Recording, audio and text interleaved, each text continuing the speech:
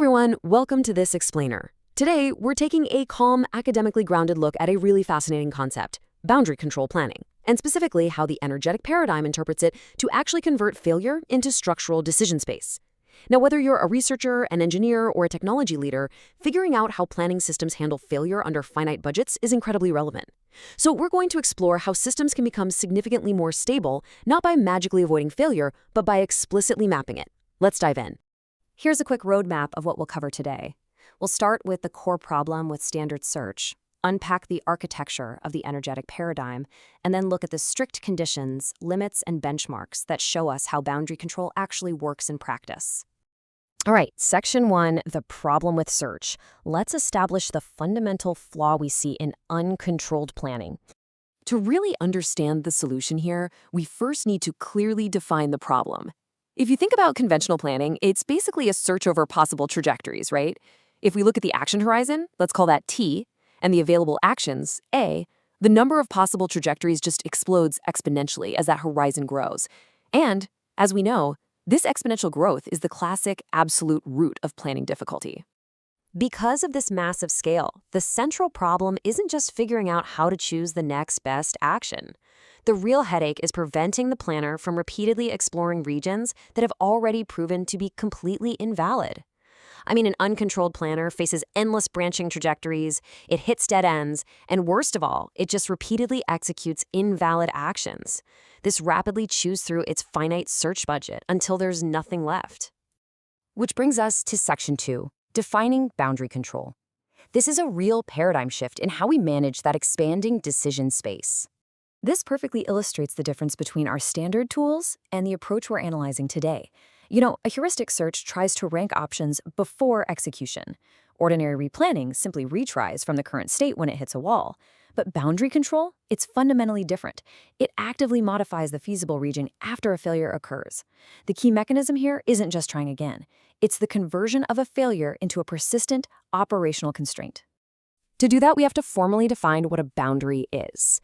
In this context, a boundary is an observed division. It's the line drawn between feasible and infeasible actions, or between continuation and dead-end regions. It could be the line between satisfied and failed preconditions, or recoverable and irrecoverable states. Basically, when a boundary control planner hits one of these divisions, it doesn't just back up and blindly try again, it draws a permanent line on its internal map. Moving on to section 3, the energetic paradigm architecture. Let's look at how EP actually builds this concept into a structured system. The energetic paradigm formalizes all of this into 4 explicit components. First, there's a boundary detector, which interprets feedback from the environment, a verifier, or a simulator. Then boundary memory kicks in, storing those failed state action regions as reusable constraints. Next, a pruning operator actively removes any trajectories that would repeat those known invalid transitions. And finally, a repair operator redirects the current plan, making sure to strictly respect those newly accumulated boundaries. And these components don't just operate once, they run in a continuous loop. The system proposes an action, executes or simulates it, detects a boundary if there's a failure, stores that boundary, repairs the proposal based on the new constraint, and then continues. Again, the system does not merely retry, it explicitly learns from the geometry of its failure. So here is the main EP interpretation. The energetic paradigm treats planning as the stabilization of the admissible decision space. The system improves not merely because it somehow magically generates better actions on the fly, but because every single failure permanently changes the structure of future choices. Think of it like this. It's systematically shrinking the haystack, which makes the needle much easier to find. Section 4. Conditions and sharp limits. To remain rigorous, we need to talk about where this mechanism breaks down. Now, for boundary control to actually reduce redundant exploration, a few specific conditions have to be met. The failure signals must be informative. The boundaries you discover have to actually be reusable for future decisions. The memory needs to preserve those constraints accurately, the repair operator must respect them, and, this is a big one, feasible alternative paths must still actually exist in the environment. If any of these elements are missing, the mechanism just won't work. And on the flip side, we have to talk about the sharp limits of this paradigm, which serve as a really important caution. Low precision boundaries, they can cause the system to over-prune perfectly valid paths. Hidden or delayed failures drastically reduce boundary observability, so you don't even know which action caused the crash. Changing environments can make stored boundaries go stale. Adversarial feedback can outright corrupt the memory. And if an environment is highly constrained, well, it might just lack usable paths altogether. We are not claiming that EP solves general planning or bypasses these hard realities. Let's transition to Section 5, benchmarks and negative controls. Let's see how this performs under finite budget constraints. Look at the sheer regime difference in these grid world benchmarks. I mean, at a grid size of 50 with a trap density of 0.18, a greedy baseline solves what, maybe 2% of the episodes?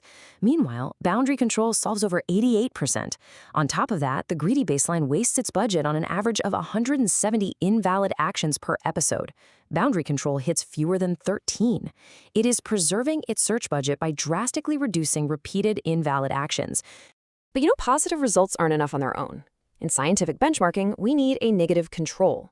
Researchers ran an experiment where they kept the boundary control loop running, but they randomized the boundary labels. They basically removed the informative boundary signals. And guess what? The advantage completely disappears. The solve rates plummet to roughly 34% for both the greedy baseline and the CRIPID boundary control system.